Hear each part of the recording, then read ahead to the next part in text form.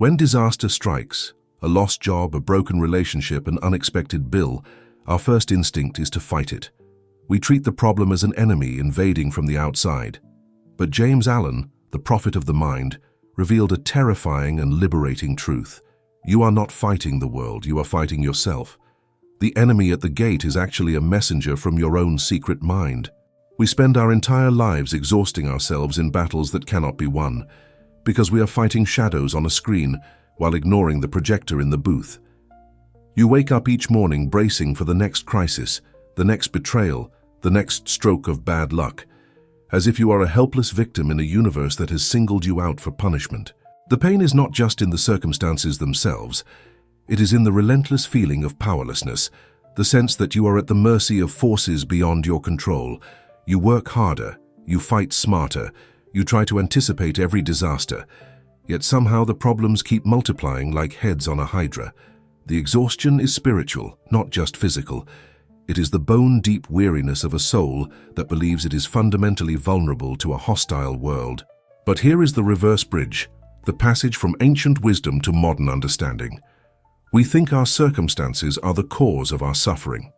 Allen taught they are the result of it. He famously said, "Circumstance does not make the man, it reveals him to himself." This single sentence demolishes the entire edifice of victimhood. Your bankruptcy is not caused by the economy. It is the outer reflection of an inner poverty consciousness. Your toxic relationship is not caused by the other person's flaws. It is the mirror showing you where you have abandoned yourself. The cruel boss, the dishonest partner, the neglectful friend, these are not random afflictions visited upon you by fate. They are precise mathematical reflections of hidden patterns in your own character, patterns you have not yet had the courage to face. The promise is not that your life will become easier. The promise is that you will stop wasting energy on the impossible task of scrubbing the screen and learn instead to change the film. You will discover the mirror truth, the ancient, unshakable law that states the outer world has no independent power to harm you, only the power to reveal what is already present within you. When you learn to read the mirror correctly, every problem becomes a diagnosis, every crisis becomes a teacher, and every enemy becomes a guide pointing you back to the one place where transformation is actually possible, the hidden chambers of your own mind. This is the ultimate pill of self-responsibility, and I warn you now, it is bitter going down, but it will set you free in ways you cannot yet imagine. Most people will reject this teaching instantly because it strips away the comfortable story that someone else is to blame. It forces you to look in the mirror and ask the question that most would rather die than answer: how am I creating this? But for those with the courage to swallow the medicine, the rewards are total and irreversible. You will learn why no problem can persist in your life once its internal cause is removed. You will discover the three-step method to trace the effect back to the cause and rewrite your reality from the inside out, not through wishful thinking or positive affirmations, but through the precise surgical alteration of your character. Here is the pact we are making. In this video, you will be given the keys to the projector booth. You will learn the exact process James Allen outlined for identifying the hidden thoughts and habits that are generating your external chaos. You will understand why your current strategy, fighting the world, managing people, controlling circumstances, is not just ineffective, but actively reinforcing the very patterns you are trying to escape. And you will be shown the way out, the narrow gate that leads from slavery to sovereignty. But I must warn you of something, and this warning will become critical in part 4 of this journey. There is one specific type of good thought that people hide behind, thinking it protects them, while it actually secretly invites betrayal and loss. It is the most dangerous form of self-deception, a wolf in sheep's clothing that masquerades as virtue while poisoning your life from within. I will reveal it when the time is right, when you have the foundation to understand why even our noblest masks can become our cruelest prisons.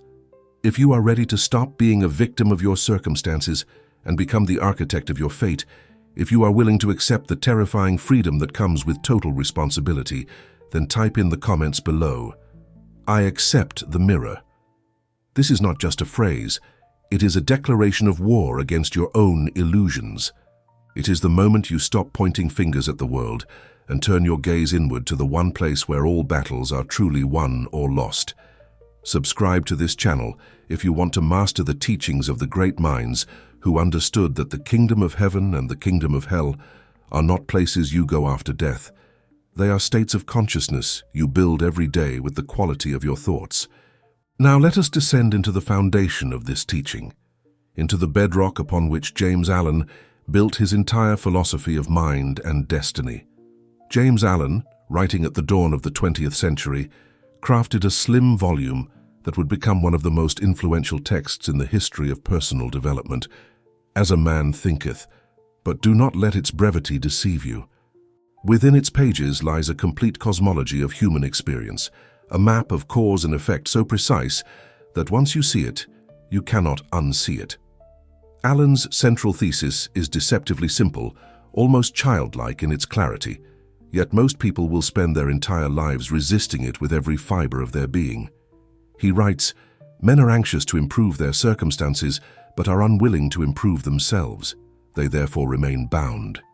This is the great paradox of human suffering. We want different results, but we refuse to become different people. We want the harvest to change while keeping the seeds the same. To understand Allen's philosophy, you must first understand what he means by circumstances. Circumstances are not random events that happen to you.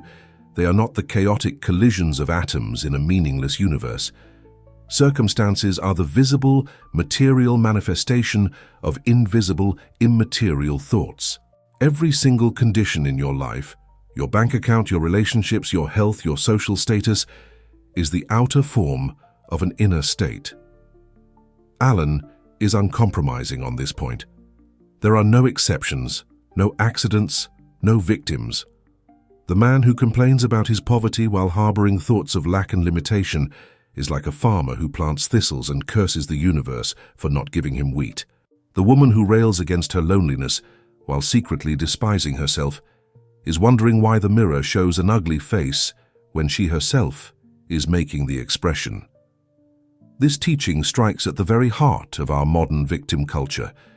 We have built entire industries around the idea that we are powerless recipients of circumstances beyond our control, therapy that validates our wounds, self-help that soothes our egos, political movements that promise to fix our lives by controlling others. Allen dynamites all of it. He does not say that external events have no reality. He says they have no independent reality. They are effects, not causes. The cruel boss is not causing your misery. Your misery is attracting and sustaining the cruel boss. The moment you change the inner frequency, the boss will either change his behavior or you will be removed from his orbit entirely. The mechanism is impersonal, automatic, and utterly reliable. Not because the universe cares about you, but because the universe is law, and law does not make exceptions. Consider what this means for the concept of blame. If circumstances are revealing you to yourself, then every person who has ever wronged you was simply acting as a mirror, showing you what you needed to see. The betrayer was showing you where you betray yourself. The abandoner was showing you where you abandon your own values. The thief was showing you where you steal from yourself, your time, your energy, your potential. This is not some mystical New Age fantasy. This is the most brutal, unsentimental philosophy imaginable. It strips you of your victim card, your right to complain, your ability to deflect responsibility onto others. It leaves you naked before the mirror with nowhere to hide. And this nakedness, this absolute exposure, is the beginning of power.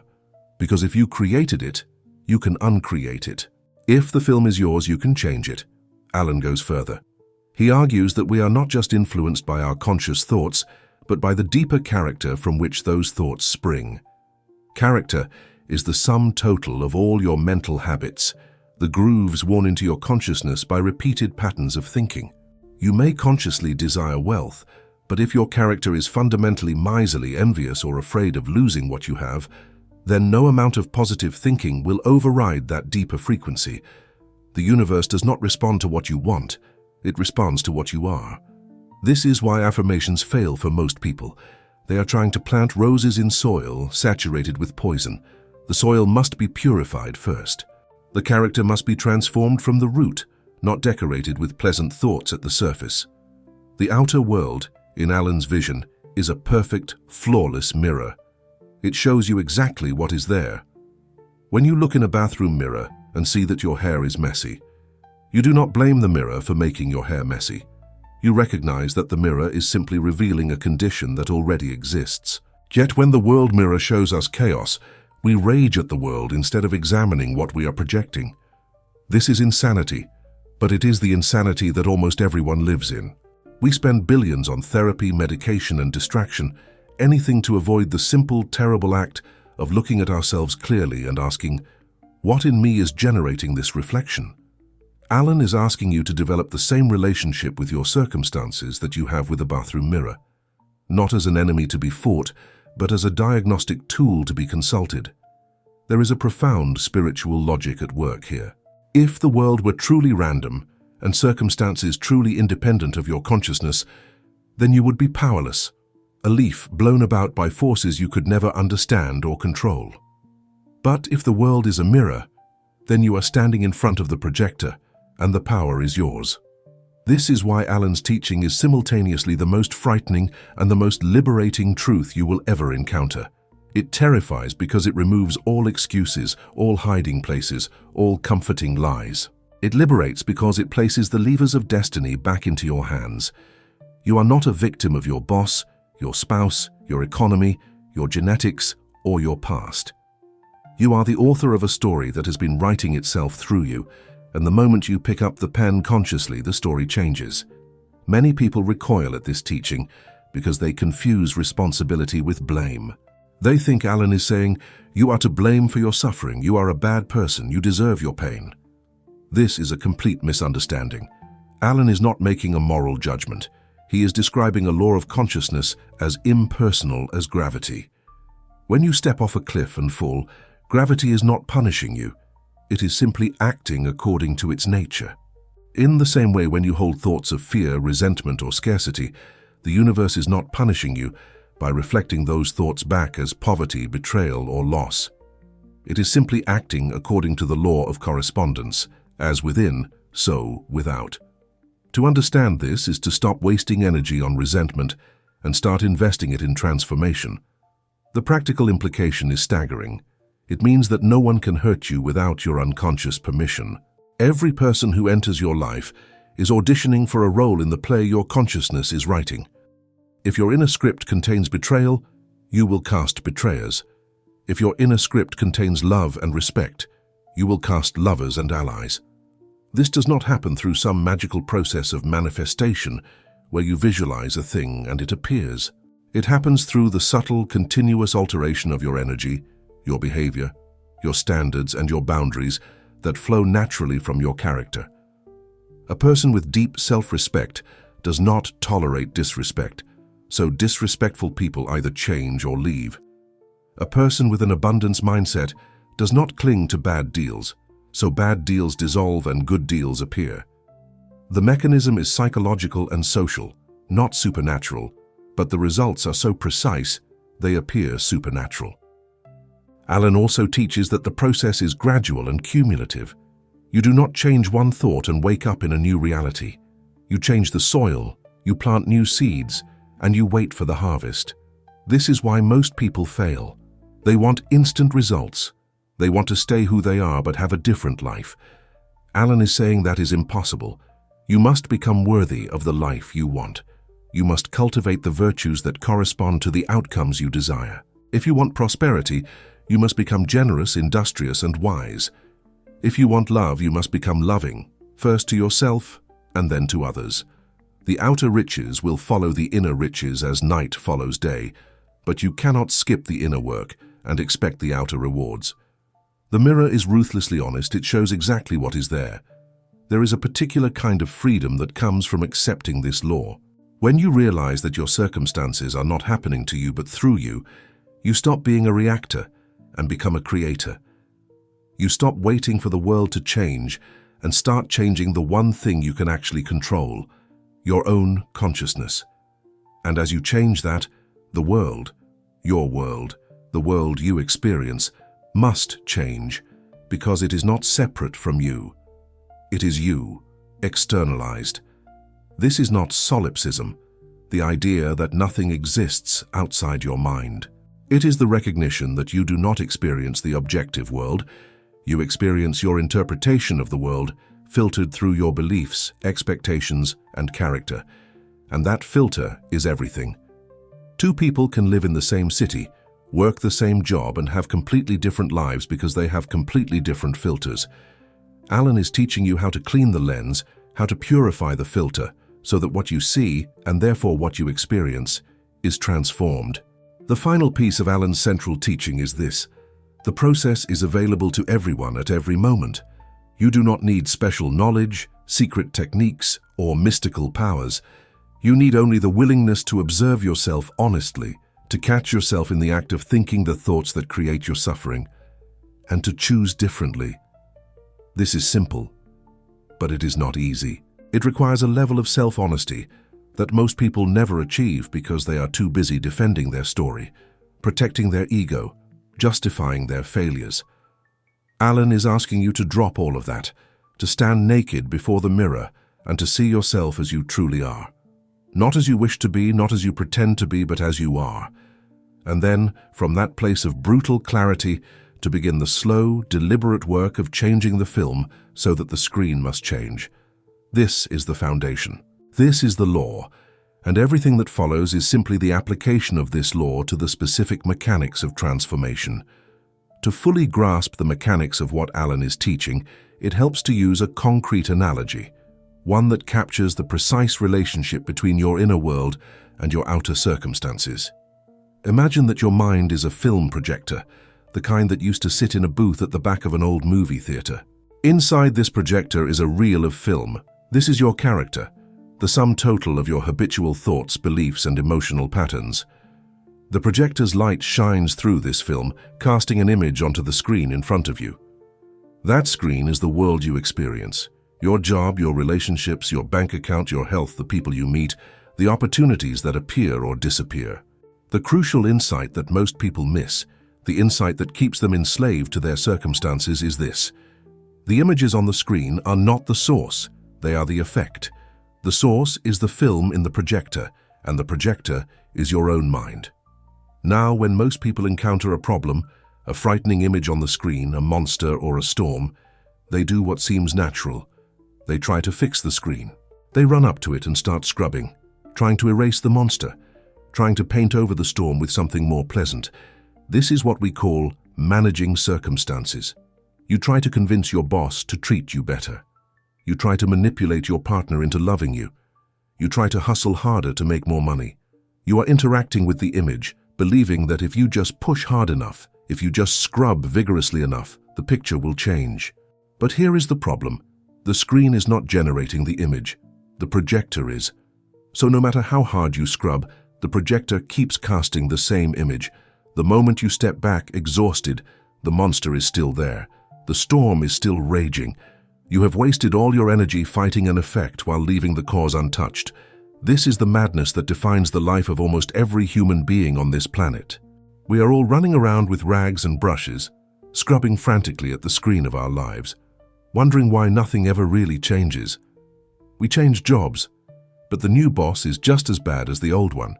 We change partners, but the new relationship has the same problems as the last one.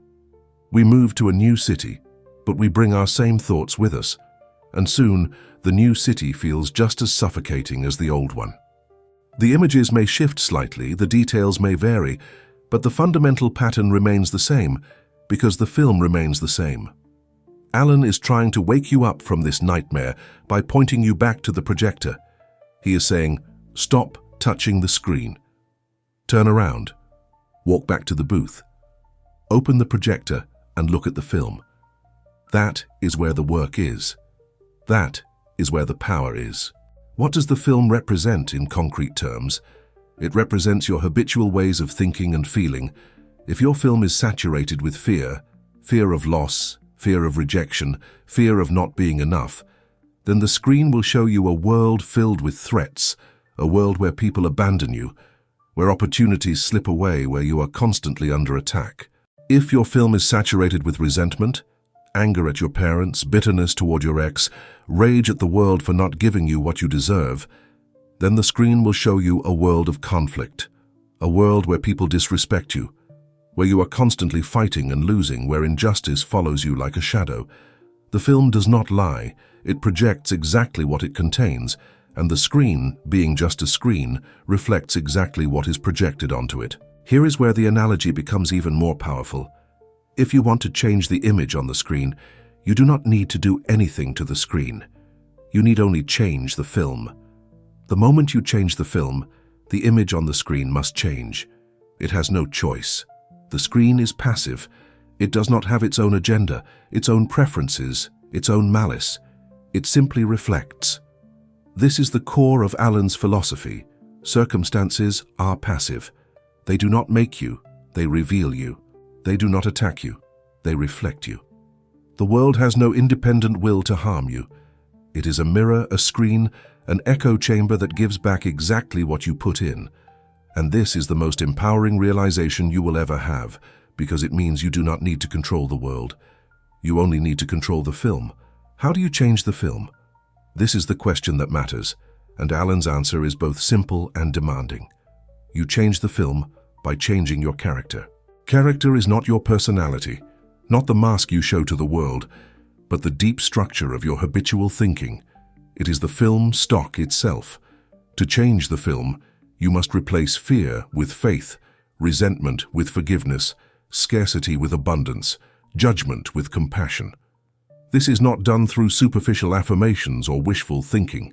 It is done through sustained, disciplined self-examination and conscious cultivation of new mental habits. You must catch yourself in the act of playing the old film. Notice when you are thinking fearful thoughts, when you are rehearsing old grievances, when you are telling yourself stories of victimhood. And in that moment of noticing, you must consciously choose to insert a different frame, to think a different thought, to feel a different feeling. This is the work. This is the path. And it is the only path that actually leads to lasting change. The reason this is so difficult is that we are addicted to the old film. We have been playing it for so long that it feels like reality. It feels like this is just how the world is. This is just how people are. This is just who I am. But Alan is saying, no, this is just the film you have been playing. The world is not inherently hostile or indifferent. Your film is hostile and indifferent, so that is what you see. Other people are playing different films and seeing different worlds. The millionaire and the pauper can walk down the same street and have completely different experiences. Not because the street is different, but because the film they are projecting through is different. The millionaire sees opportunity. The pauper sees threat. The millionaire sees resources. The pauper sees scarcity. They are not seeing different streets. They are seeing the same street through different films, and their experience of reality is determined by the film, not by the street. There is also a timing element to this analogy that is crucial to understand. When you change the film, the image on the screen does not change instantly. There is a lag, a delay between the moment you insert the new film and the moment the new image appears on the screen. This is because the old film has momentum. It has been playing for years, perhaps for your entire life, and it has set in motion a chain of effects, relationships, habits, circumstances that take time to unwind. This is why people give up. They change their thinking for a week, see no results, and conclude that the teaching is false. But Alan would say, you have been projecting the old film for 30 years, and you expect the screen to clear after 7 days. Be patient, keep the new film running. The screen will change, it must change, law is law. But you must give it time to work, and you must not revert to the old film the moment things get difficult. The projector analogy also clarifies why blame is absurd. If you are sitting in a theater and a terrifying image appears on the screen, would you get angry at the screen? Would you punch it, yell at it, demand that it apologize for showing you something frightening? Of course not. You would recognize immediately that the screen is just doing its job. It is reflecting the film. The same is true of circumstances. When a bad person enters your life, when a bad event occurs, getting angry at the person or the event is like getting angry at the screen. You are misidentifying the source. The person is not the source of your pain. They are the image being projected by your own film. They are showing you something about yourself, that you need to see. This does not mean they are not responsible for their own actions. They are running their own projector, their own film. But in your reality, in your experience, they are playing a role that your film cast them in. And the moment you change your film, they will either change their role or exit your movie entirely. Finally, the projector analogy reveals the futility of trying to change other people. You cannot reach into someone else's projector and change their film. You can only change your own. But here is the miraculous part. When you change your film, the people on your screen often change their behavior, not because you forced them to, but because you are now projecting a different frequency, and they are responding to that frequency. The boss who was cruel when you were projecting fear and resentment suddenly becomes reasonable when you start projecting confidence and respect. He did not change his essential character. He is simply responding to a different energy. Or if his character is fundamentally incompatible with your new frequency, he will fade out of your movie and someone else will take his place. Either way, the screen changes because the film changed. This is the unshakable logic at the heart of James Allen's teaching. The outer world is an effect, not a cause. To change the effect, you must go back to the booth and change the film. When the film changes, the screen must change. It has no choice. This is law. This is freedom. This is the foundation upon which all transformation is built. Before you can apply the mirror method, before you can trace your problems back to their source and surgically remove them, you must undergo a radical shift in your mental state. This shift is not optional. Without it, the technique will not work because you will approach it with the wrong intention and the wrong energy. The required state is what we might call radical ownership, and it represents a complete inversion of the way most people relate to their problems. The journey from victimhood to sovereignty begins with a single question, but it is a question that most people will do anything to avoid asking. That question is, how am I creating this? Notice the precise wording of that question. It does not ask, why is this happening? That question assumes the problem is external, random, a stroke of bad luck or bad timing. It does not ask, who is doing this to me? That question assumes an external perpetrator, a villain in your story. It certainly does not ask, how can I cope with this? Because coping is what you do with things you cannot change. And the entire premise of Allen's teaching is that you can change everything by changing yourself. No, the question is, how am I creating this? It assumes agency, it assumes causation. It assumes that somewhere in the hidden depths of your consciousness, there is a thought, a belief, a habit, or a pattern that is generating this problem, and that if you can find it and change it, the problem will dissolve. This question is unbearable for the ego. The ego survives by maintaining the story that you are a good person to whom bad things happen. The ego needs villains, parents who failed you, partners who betrayed you, bosses who exploited you, a society that oppressed you. These villains are the ego's shield. As long as you can point to someone else and say, it is their fault, you do not have to look at yourself. You do not have to examine your own contribution to the disaster. You get to remain innocent, wronged, righteous in your suffering. But this innocence is a prison. It keeps you powerless. Because if someone else is the cause, then only they can provide the solution. And you are stuck waiting for them to change, apologize, leave, or die. You are handing your power to people who do not care about you and may not even be aware of the role you have cast them in. Radical ownership is the decision to reclaim that power by accepting that you are not innocent. Not because you are guilty, not because you are bad, but because you are powerful.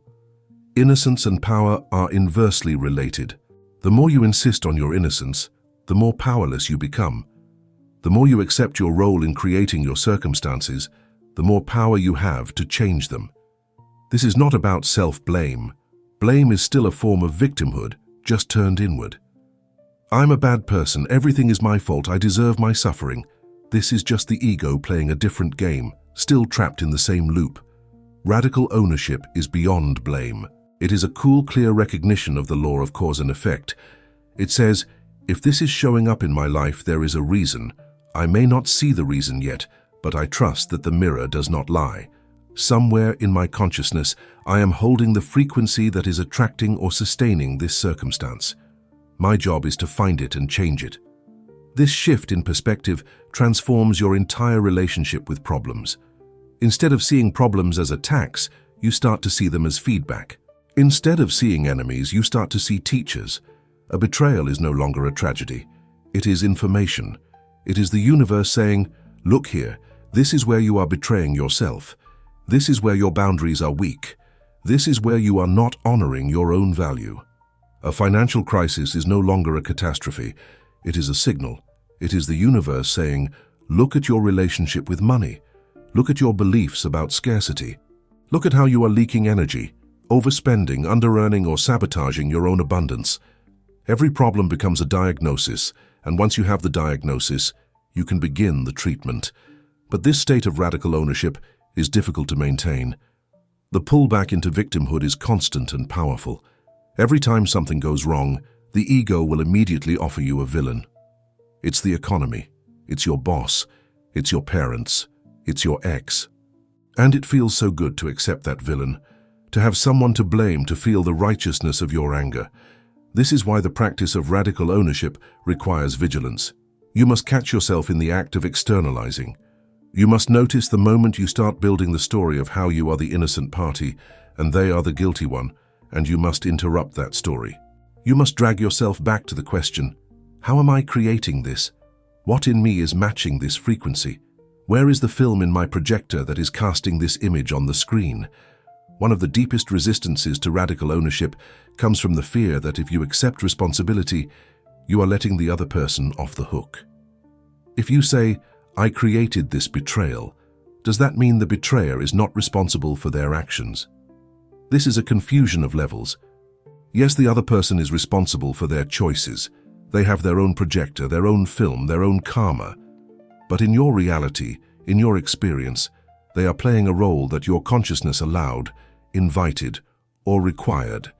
You are not responsible for their soul. You are responsible for your own. And the question you must ask is not, are they wrong? But why am I allowing this in my life?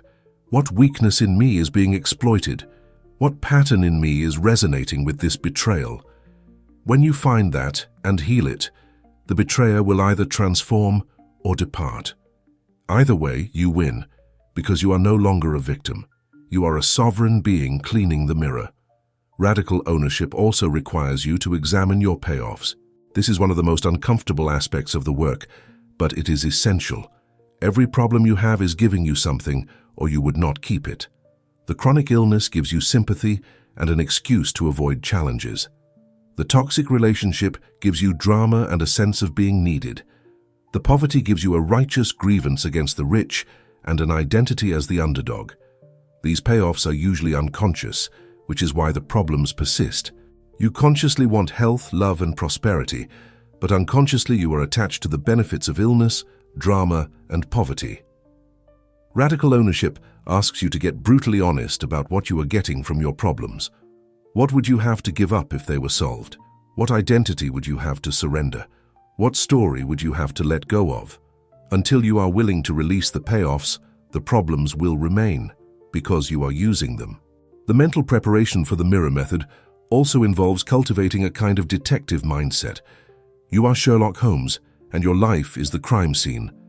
The crime is the problem you are facing, and your job is to find the clues that lead back to the perpetrator, which is a hidden part of yourself. This requires curiosity rather than judgment. You are not looking for someone to punish, you are looking for a pattern to change. You must become fascinated by your own psychology, by the intricate ways your mind creates your reality. When you approach the work with this spirit of investigation, it becomes almost exciting. You are uncovering the secret machinery of your own consciousness, and every discovery is a step toward freedom. Finally, radical ownership is empowering because it is fundamentally optimistic. Victimhood is pessimistic. It says the world is broken and you are powerless to fix it. Radical ownership is optimistic. It says the problem is in you, which means the solution is also in you. You do not need the world to change. You do not need other people to wake up, apologize, or disappear. You only need to change the film in your projector, and the screen will follow. This is the most hopeful message imaginable because it means your liberation does not depend on anything outside your control. It depends only on your willingness to look in the mirror, see yourself clearly, and do the work of transformation. When you accept this, When you truly internalize it, you stop being a victim of circumstances and become the master of your fate. You are ready to execute the method. The mirror method is a three-step process that takes you from external chaos to internal clarity, from reactive suffering to proactive transformation. It is simple in structure, but profound in application. Each step must be performed with precision and honesty, or the method will fail. This is not a ritual or a trick. It is a technology of consciousness. And like any technology, it works when used correctly and fails when used carelessly. The three steps are the pause, the inquiry, and the purification. Let us walk through each one, understanding not just what to do, but why it works and how to do it with maximum effectiveness. Step 1. The pause. Stop scrubbing the screen. The moment a problem appears, a conflict erupts, a rejection arrives, a bill you cannot pay, a betrayal you did not expect, your first instinct will be to react. You will want to argue, defend, fix, explain, manipulate, or flee. This is the scrubbing the screen impulse, and you must resist it with every ounce of willpower you possess. The pause is a deliberate refusal to engage with the external circumstance. It is a withdrawal of energy from the screen and a redirection of that energy back to the projector. In practical terms, this means you do not send the angry email. You do not have the confrontation. You do not make the phone call. You do not try to solve the problem through external action. You stop. You breathe. You create space between the stimulus and your response. This is harder than it sounds, because the mind is wired for immediate reaction. The problem feels urgent. It feels like if you do not act now, the situation will get worse. But here is the paradox. Acting from a place of unconsciousness, acting while still identified with the problem as an external enemy, will only reinforce the pattern. You will scrub the screen, the image will flicker slightly, and then it will return, often stronger than before. The pause is an act of faith. It is a statement to the universe that you trust the mirror, that you believe the problem is not the real problem, and that you are willing to go deeper. How long should the pause last? As long as it takes for you to detach emotionally from the circumstance. This might be an hour, a day, or a week. You will know the pause is complete when you can think about the problem without your heart racing, without the surge of anger or fear. When you can hold it lightly, as an object of curiosity rather than a source of pain, you are ready for the next step. During the pause, it is helpful to physically retreat. Go for a walk. Sit in silence. Journal. Do anything that allows you to turn your attention inward and away from the external drama. This is not avoidance, it is strategic withdrawal. You are not running from the problem. You are refusing to fight it on its own terms. You are changing the battlefield from the screen to the booth. Many people will criticize this. They will say you are being passive, that you are letting people walk all over you, that you need to stand up for yourself. Ignore them. They are still trapped in the old paradigm, still scrubbing the screen. You are operating from a higher law. You know that the real battle is internal, and you are conserving your energy for the work that actually matters. Step 2. The inquiry. Find the film. Once you have achieved the pause, once you have detached from the urgency and the emotion, you are ready to ask the hard question. What thought or habit in me does this circumstance reflect? This is the moment of deep self-examination, and it requires absolute honesty. You are not looking for surface answers. You are not looking for ways to still make it someone else's fault.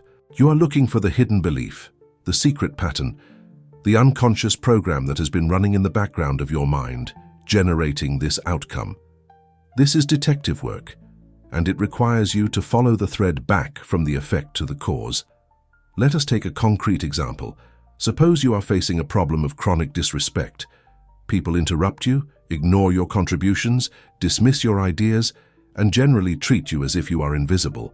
The old way of thinking would be to blame those people. They are rude, they are arrogant, they do not appreciate me. But you are done with that. You are in the inquiry now. So you ask, how am I creating this? Where in my life do I disrespect myself? And if you are honest, you will find it. You will notice that you do not keep your commitments to yourself. You say you are going to exercise, and you do not. You say you are going to finish that project, and you do not. You tolerate behaviors from others that violate your boundaries. You speak about yourself in dismissive ways, even in your own head. You are teaching the world how to treat you by how you treat yourself, and the world is an excellent student. It is mirroring back to you the exact quality of respect you hold for yourself. Or suppose the problem is financial. You work hard, but money slips through your fingers. Unexpected expenses arise. Deals fall through. You feel like you are cursed. The inquiry asks, what is my relationship with money? What do I believe about it? What do I feel about it? And if you dig deep, you might find a belief planted in childhood. Money is the root of all evil. Rich people are greedy. It is noble to be poor. Or you might find a fear. If I have money, people will want to take it from me. If I have money, I will lose myself. Or you might find a habit. You are constantly trying to get something for nothing, constantly looking for the shortcut, constantly vibrating at the frequency of lack and hustle rather than value and abundance. The outer poverty is the perfect reflection of an inner poverty consciousness. Once you see this, once you truly see it, the path forward becomes clear. The inquiry often reveals uncomfortable truths. You will discover that the problems you thought were imposed on you from the outside were actually invited in by your own unconscious beliefs. You will see that you have been complicit in your own suffering, not out of malice, but out of ignorance. This can be painful, but it is also liberating, because if you are the cause, you are also the cure. The inquiry is not about judgment, it is about illumination. You are shining a light into the hidden corners of your mind, finding the film that has been running on autopilot and preparing to change it. Write down what you find. Make it concrete. I am creating this disrespect by disrespecting myself in these specific ways. I am creating this poverty by holding these specific beliefs and engaging in these specific behaviors. Clarity is power. Step 3. The purification. Change the real. Now comes the most important step, the step where transformation actually occurs. You do not fight the problem. You do not fight the negative belief or the destructive habit. Fighting creates resistance, and resistance reinforces. Instead, you cultivate the opposite. If the world is reflecting cruelty, you cultivate aggressive kindness, not as a tactic to manipulate the world, but as a practice to change the film. If the world is reflecting stinginess, you cultivate radical generosity. If the world is reflecting chaos, you cultivate ruthless order. You are not trying to fix the screen, you are changing the reel in the projector, and you trust that the screen will follow. This is not affirmation work. You are not just repeating positive statements while your character remains unchanged. You are taking concrete action to embody the opposite virtue. If the problem is disrespect, you start by respecting yourself. You keep your commitments. You set boundaries and enforce them. You speak to yourself with dignity. You dress well. You take care of your body. You act as if you are someone worthy of respect, and you do this not to impress others, but to rewrite the film. If the problem is poverty, you start by acting abundant. You give generously even when it is uncomfortable. You invest in yourself. You charge what you are worth. You stop bargain hunting for everything and start valuing quality. You act as if money flows easily to you, and you do this not to fake it, but to embody a new frequency. The purification is a daily practice. It is not something you do once and forget. Every day you are either reinforcing the old film or creating the new one. Every thought, every action, every choice is a frame in the reel. You must be vigilant. You must catch yourself when you slip back into the old pattern, when you disrespect yourself, when you think scarcity thoughts, when you judge others, when you complain. And in the moment you catch yourself, you must consciously choose the opposite. This is the work. This is the labor that most people are unwilling to do, which is why most people remain stuck. But if you do it, if you commit to the purification with the intensity of someone who knows their life depends on it, the results will be undeniable. The beautiful thing about the purification is that it often works faster than you expect. Because you are not trying to change the world, you are changing yourself. The shifts can happen rapidly. A woman who spent years feeling invisible starts respecting herself, and within weeks, people start treating her differently. Salesman who spent years broke starts acting abundant, and within months money starts flowing in ways he never anticipated. This is not magic. This is law. The mirror is simply reflecting the new film. The screen has no choice but to show what is being projected onto it. And because your energy, your behavior, your standards have all shifted, the people and circumstances in your life must either match that new frequency or leave your orbit. Even with the mirror method clearly laid out, there are traps that will sabotage your progress if you do not see them coming. These are not minor mistakes. They are fatal errors that will keep you locked in the old pattern even as you believe you are doing the work. The first and most dangerous of these traps is what I call the virtuous victim, the person who hides their shadow under a cloak of goodness and wonders why the world keeps betraying them. This is the hook I promised you in part 1, the specific type of good thought that secretly invites disaster. The virtuous victim believes they are a good person, and they are often right by conventional standards. They are kind, generous, forgiving, patient. They help others. They do not steal, cheat, or lie. They follow the rules.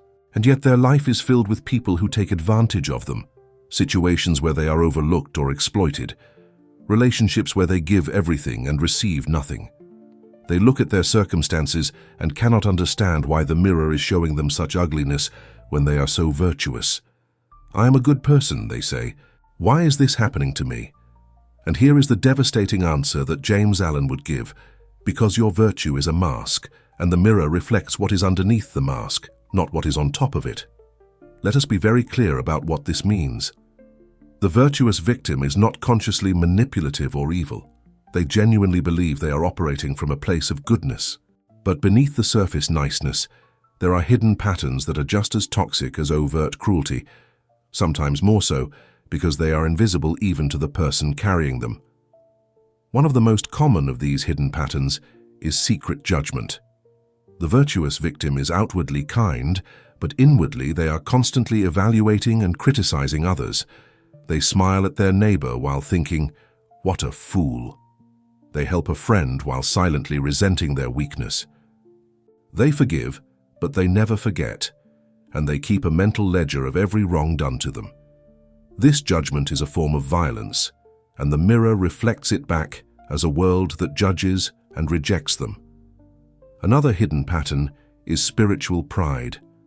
The virtuous victim believes they are more evolved, more conscious, more enlightened than the people around them.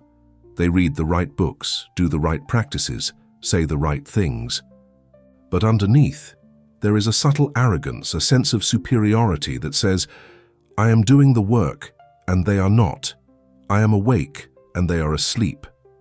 This pride is toxic because it creates separation. It places the virtuous victim on a pedestal and everyone else below them.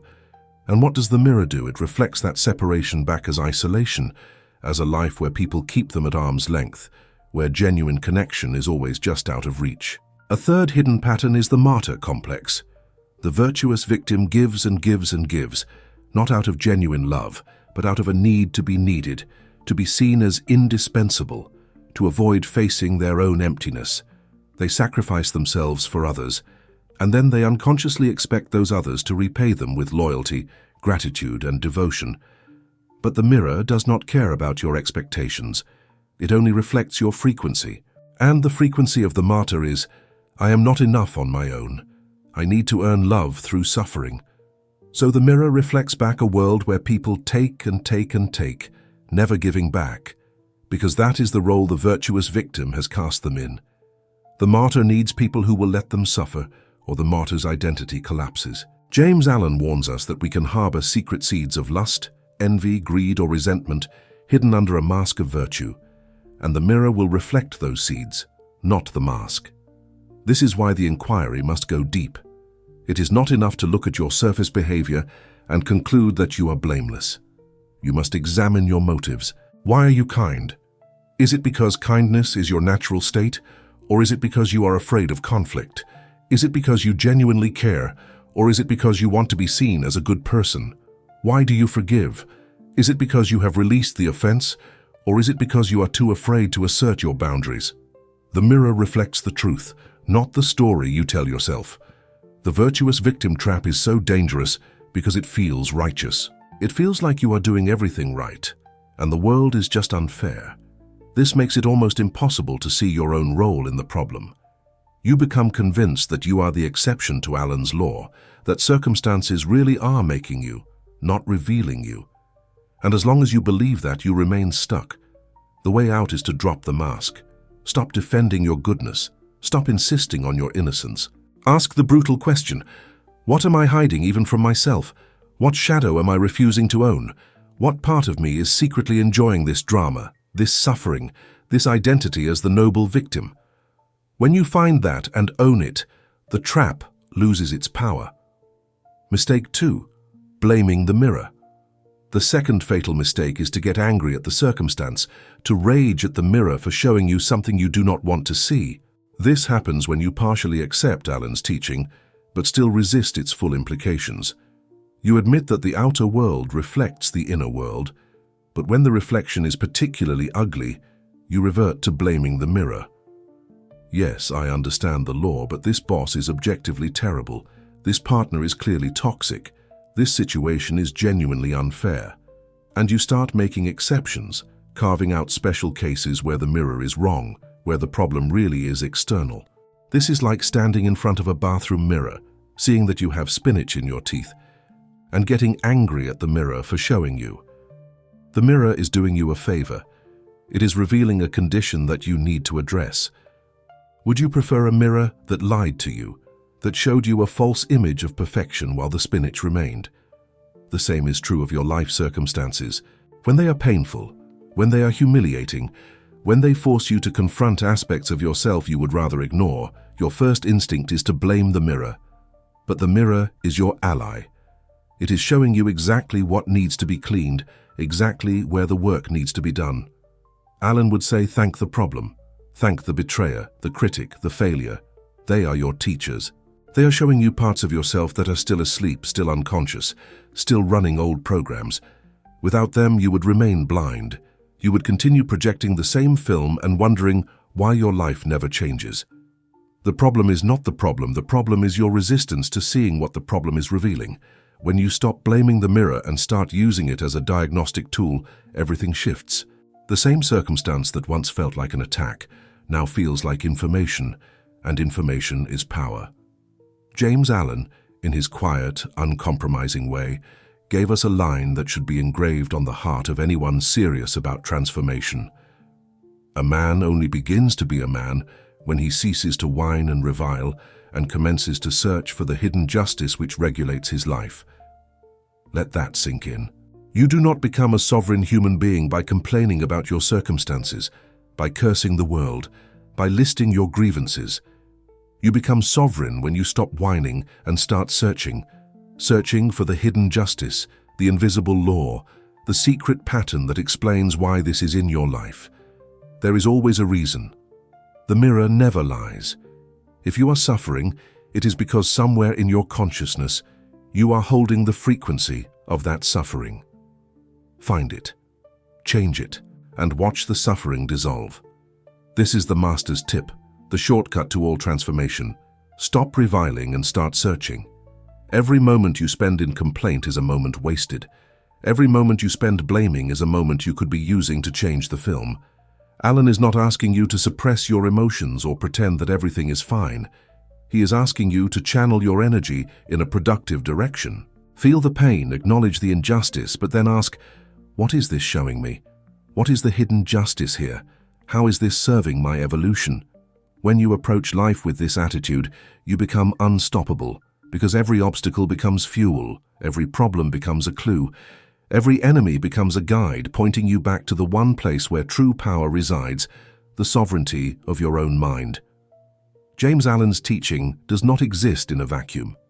It is part of a larger tradition of depth psychology and spiritual philosophy that has been articulated in different ways by different masters across time. One of the most powerful connections is between Alan's mirror truth and Carl Jung's concept of the shadow. Jung, the great Swiss psychiatrist and founder of analytical psychology, taught that the psyche is divided into the conscious and the unconscious, and that the unconscious contains both the personal shadow, the parts of ourselves we have repressed or denied, and the collective unconscious, the deeper archetypal patterns shared by all of humanity. Jung's central claim is that what we do not make conscious will meet us externally as fate. In other words, the parts of yourself that you refuse to see, the parts you hide even from yourself, will be projected onto the world and will return to you in the form of circumstances, people, and events. This is essentially identical to Alan's teaching, but articulated in psychological rather than spiritual language. Alan says the outer world is a mirror reflecting your inner character. Jung says the outer world is a screen onto which you project your unconscious contents. Both are pointing to the same law. You do not experience reality directly.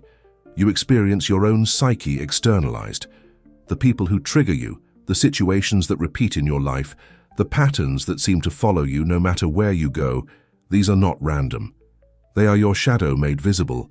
They are the disowned parts of yourself demanding to be seen, integrated, and healed. Jung introduced the concept of shadow work as the process of making the unconscious conscious. This involves identifying the traits, emotions, and desires that you have repressed because they do not fit your self-image, and then consciously reclaiming them.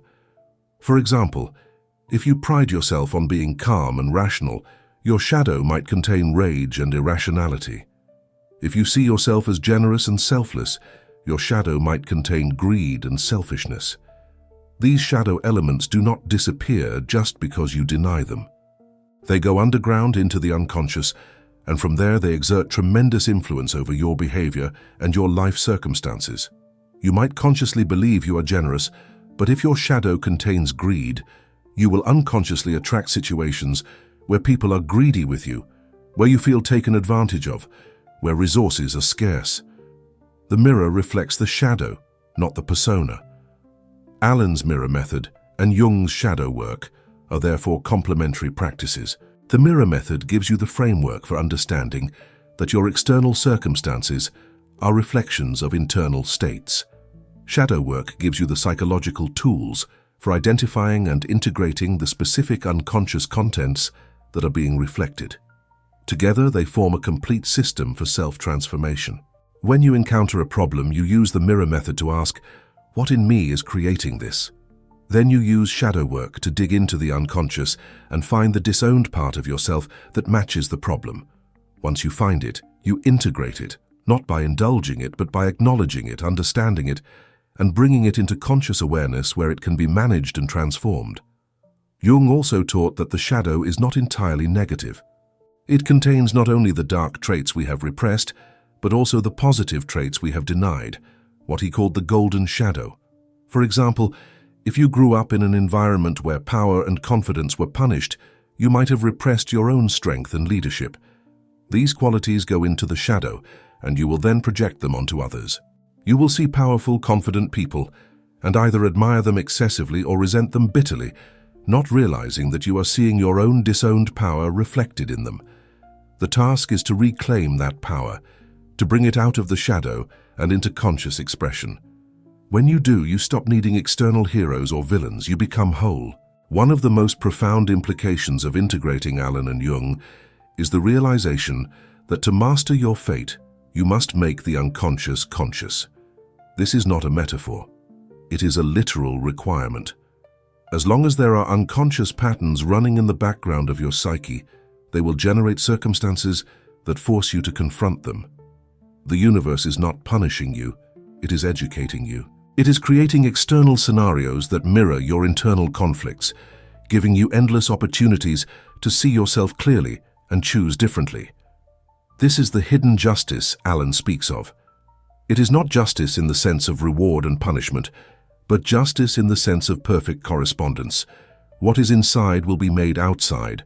The unconscious will become conscious, one way or another. You can do it voluntarily through introspection and shadow work, or you can do it involuntarily through suffering and crisis. Either way, the law will be fulfilled. The connection to shadow work also clarifies why the virtuous victim trap is so insidious. The virtuous victim has a highly developed persona, a public self that is kind, good, and noble, but a completely unintegrated shadow. They have disowned their aggression, their selfishness, their lust, their envy, and all the other traits that do not fit their self-image of goodness. These traits do not disappear. They go into the shadow and then get projected onto others. The virtuous victim sees betrayers and takers everywhere, not realizing that they are seeing their own disowned shadow. The path out is to own the shadow, to admit, yes, there is a part of me that is selfish.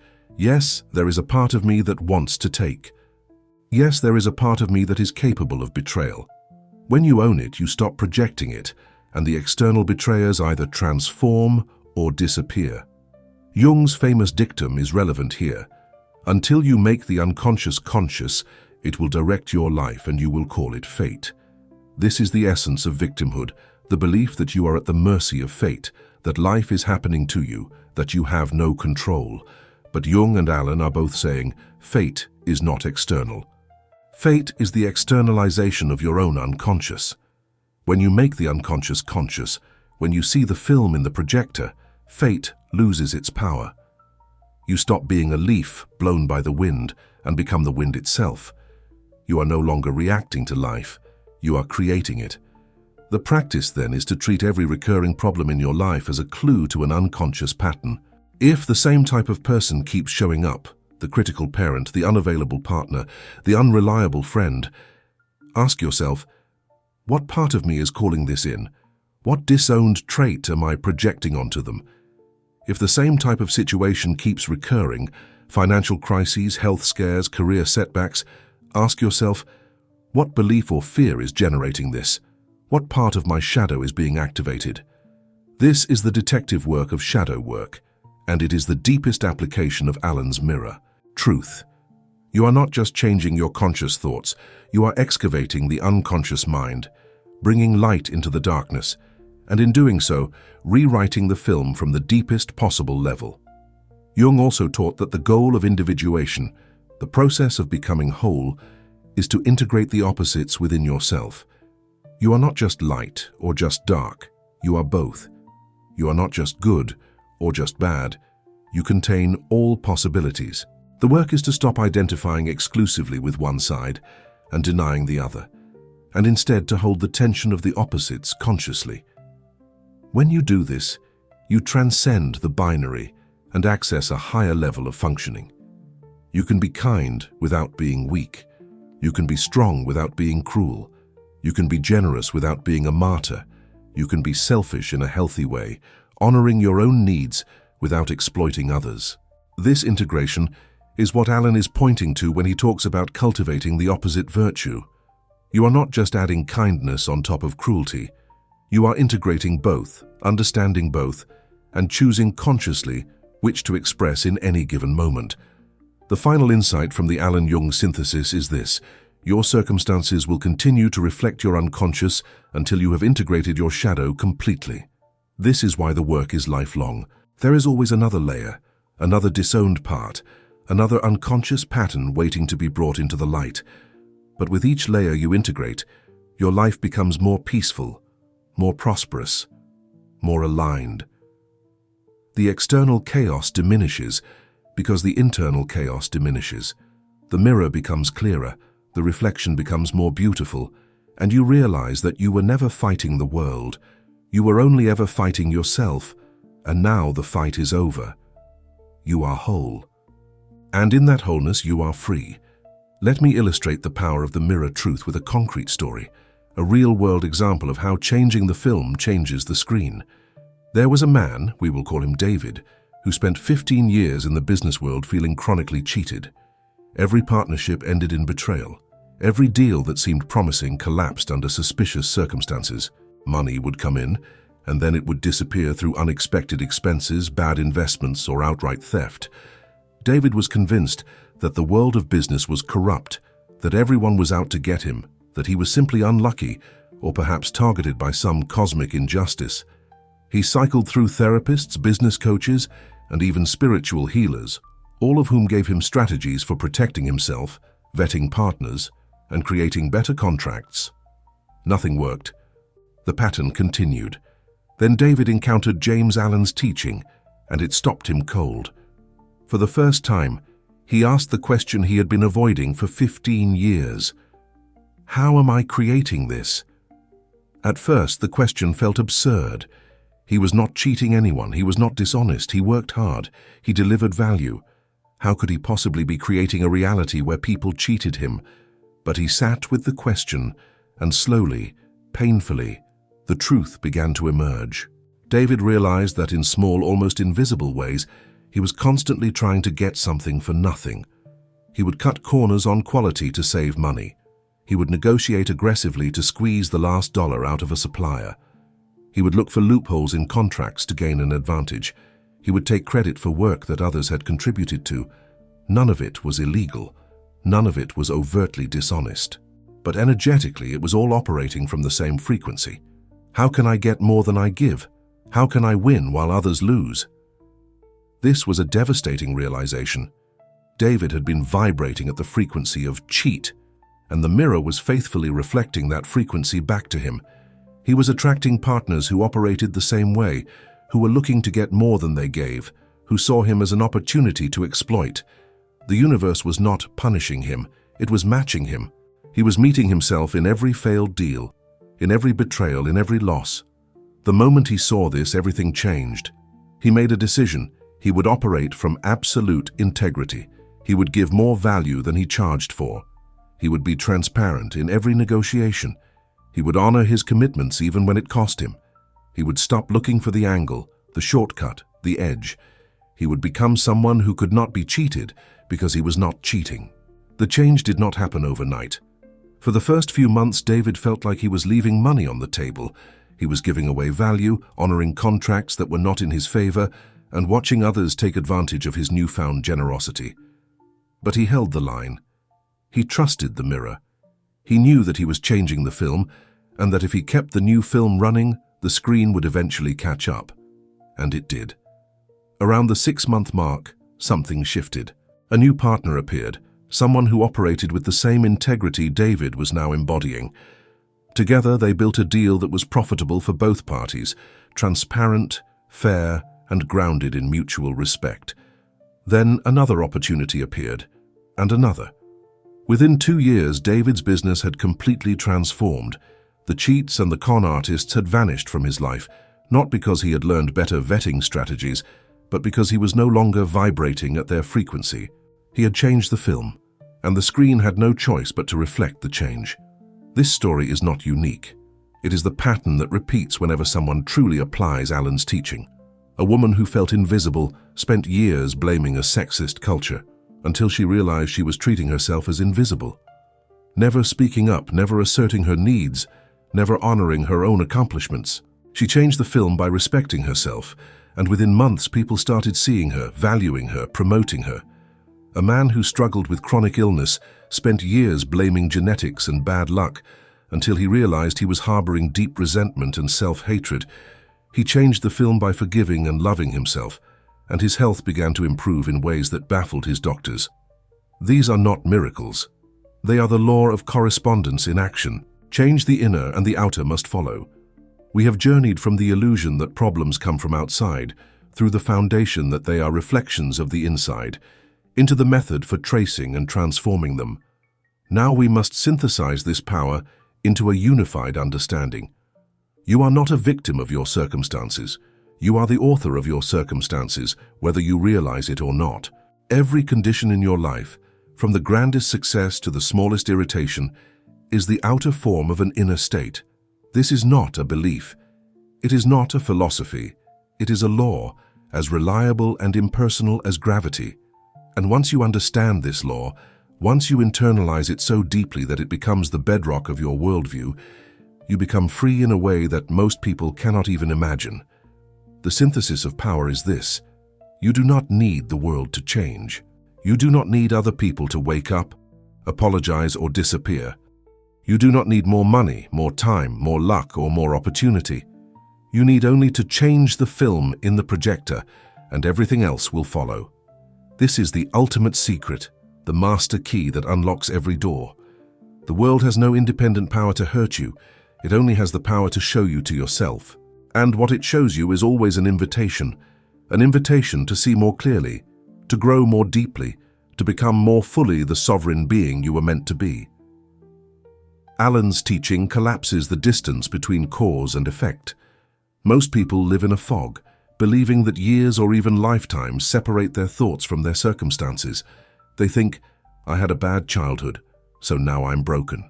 Alan says, no, you are having thoughts about your childhood right now, and those thoughts are creating your brokenness right now. Change the thoughts, and the brokenness dissolves. Most people think, the economy is bad, so I am poor.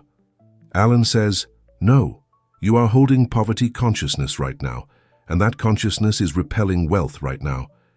Change the consciousness, and wealth will flow. The lag between cause and effect is shorter than you think. The moment you change the film, the projector begins casting a new image. The screen may take time to fully catch up, but the process has begun. This synthesis also reveals why all external strategies ultimately fail if the internal state remains unchanged. You can learn negotiation tactics, but if your character is fundamentally fearful, you will still attract bad deals.